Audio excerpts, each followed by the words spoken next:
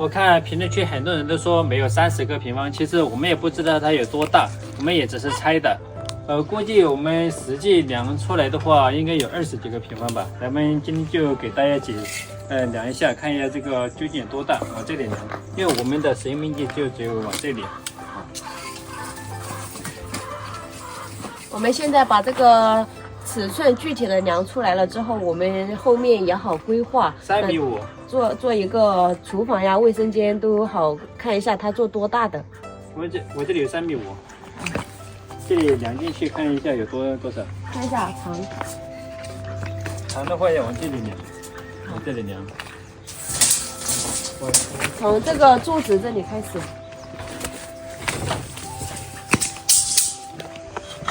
多少了5米，这里5米。因为它这个尺子的最长限度就只有5米，所以我们只能一段一段的量。哎，这个位置多少2.5米，5米乘2.5米。有7.5米，7.5米乘3.5米。看一下有多少个平方。来算一下。26个平方其实跟30个平方差不多了。一共使用面积就只有26个平方。一开始我们还以为有30个平方，就是一个房间有15个平方，因为它这是2个房间嘛，看起来还是挺大的，但实际量出来是没有那么大的。算下来415一个平方。对。在农村的话，400多一个平方还是算贵的。但是跟那个土地比起来还是比较好的啊。对，因为土地是只能用来种菜，但这个房子的话，我们还可以用来建卫生间、建楼梯间这些。对，反正这个房子嘛，可以实实在在的能用。如果是地的话，我们就只能种一些蔬菜来吃。哎，这里有一块板，我想把这块板拆过去，拼在我们床上，我们床太窄。但是这块板，如果你把它拆掉了，这个房子会不会塌掉？不会的。哦呦，这个算是墙壁的板。对，长板就是，要放在地上吧。李俊嫌弃我们那个床，太窄了。因为我们一家4口，太窄了，我们床。他要把我们的那个床给加宽，因为现在是一横一竖，还有我们2个一家4口住，一家4口睡在上面，然后有时候的话可能会盖不到啊，所以他就想把这个给加宽一下。你的尺子量一下这个有多长？我们量一下这里下来看我们的实用面积有多少。我这里量，你过去嘛，量到地图那里啊，看一下前后是不是一样宽的。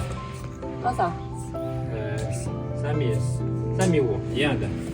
3.5米，那前后我们砌墙就砌这个位置，这边就送的给他吧，他要针就给他。对，前后的长度是一样的。然后看一下啊，这个做床够不够？有没有2米？因为我们那个床是2米乘1.8米的。有没有2.1米了，在这里。哦，够了，够了，完全足够了，而且还长了都可以砌一段下来。看一下这里面，就全部都是我们堆的一些柴火。小心它啊，最好不要进去，挺危险的。现在里面这么多柴火堆在这里面，看不出它有多大，但是我们之前在这个地方给它清理出来了之后，还是挺大的。我们到时候也把这些多余的面积都给它使用起来。还有这个2楼，看那边那个是我们新修的老房子，然后这边是看到这个样子就能看出以前我们修老房子的那种场景，全部都是破的，不敢上去，怕它这些木头是腐朽的，怕人上去就突了一个洞，像这些。然后前面的那个房间也是我们的柴火，现在我们可以大大方方的堆这些柴火在里面。以前这个房间是一个卧室，然后那里有一个床，那种床还是一种老式的床，不过我从小到大也是住那种床长大的。安了一张床了过后，还有旁边这么多面积，比起我们以前住的那种老房子，我外婆家的那个房子还是算起来是大的。我往这里出来，当当当当，这个2间房间它是互通的，以前就是那种里面做一个隐蔽的卧室，外面就是一个大厅。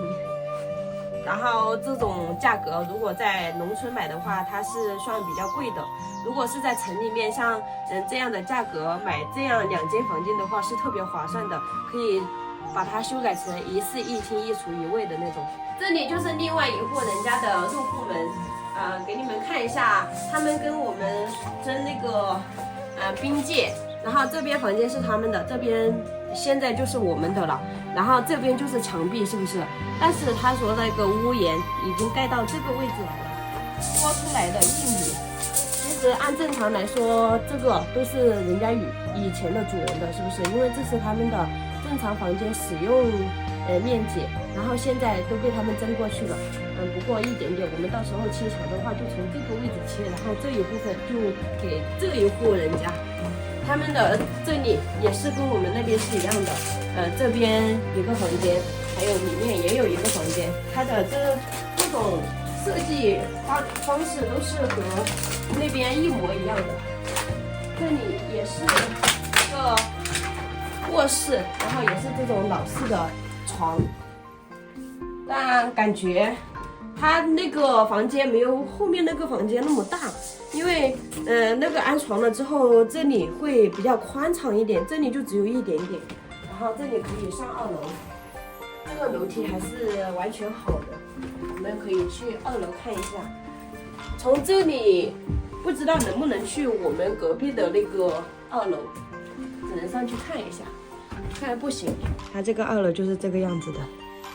原本我还以为这里2楼和我们隔壁的那个2楼是相通的，它不是的，它是完全封闭在一起的。看来他们以前修房子就已经分明了，上面什么都没有，也全部搬空了。现在这些房子都已经腐烂了，如果再过几年没有人管的话，就会全部塌掉。所以我们要赶快把我们那边把它分割出来，然后把那些修补起来。再来量一下要修的这条路，看一下有多宽，能不能过正常的小车。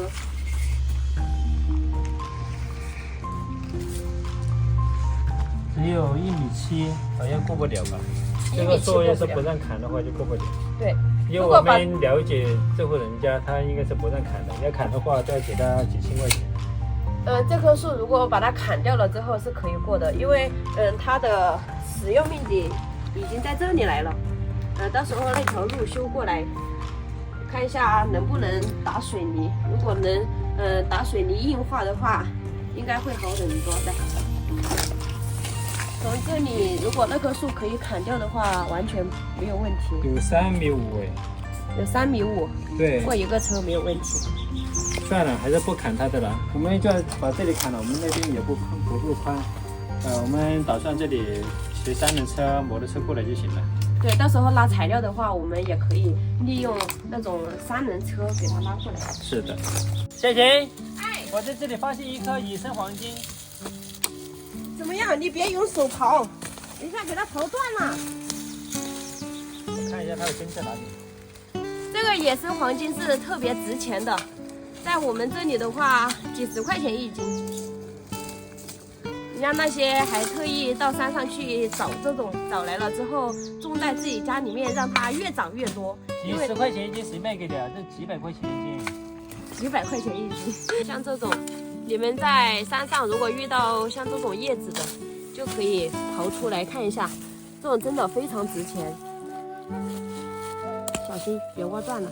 它种在哪里啊？可以种在地里面，因为它这个会发很多根系。大家看这个黄金的头好大呀，这根系很发达，这么多。如果种植的好的话，还可以发出一大片。就种在这里了啊，李俊。好，会不会被人挖掉？如果我们没有看，监控也监不到的话，别人看到了，有可能会被挖去。